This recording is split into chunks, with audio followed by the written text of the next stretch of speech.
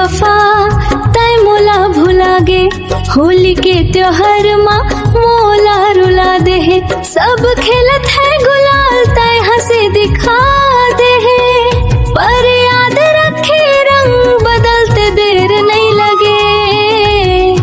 होली माँ तय भी रोइबे एक दिन तय भी रोबे। अभी नवा माया के नशा मताई चूर हस, नवा यार संग होली खेलत मोला भुला गे हस। जैसे मोर चेहरा माँ आज आंसू गिरते, वैसे तोरे गाल ले घलो गुलल गिहिरी। जब याद ही मोर मीठा मीठा बाते, तोला पिचकरी में दिखी मोर सोटी सोटी राते।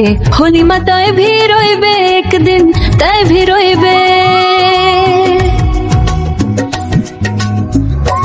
अभी नवा माया के नशा मातै चूर हास, नवा यार संग होली खेलत मोला भूला गे हास। जैसे मोर चेहरा आज आंसू गिरते, वैसे तोरे गाल ले घलो गुलल गिहिरी। सोना जैसन माया ला मोर कीचड़ माँ मिला दे, आज तय रंगत हंस नवा दुलर वाला देख के। काल दुनिया हंसी तोरे किस्मत ला देख के, फिर मोला खोजे बरते होली माँ पछताई बे। छोड़ दे मोला जा नवा रंग माँ रंग जाताई, पर मोर पीरट प्यार के पक्का रंगला भूला नहीं सकबे। होली माँ तय भी रोइबे एक दिन तय भी रोइबे।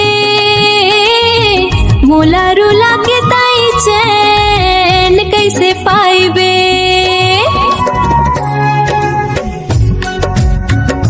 छोड़ दे मोला जा नवा रंग मा रंग जाताई, पर मोर पीरट प्यार के पक्का रंगला भूला नहीं सकबे। होली माँ तय भी रोइबे एक दिन तय भी रोइबे।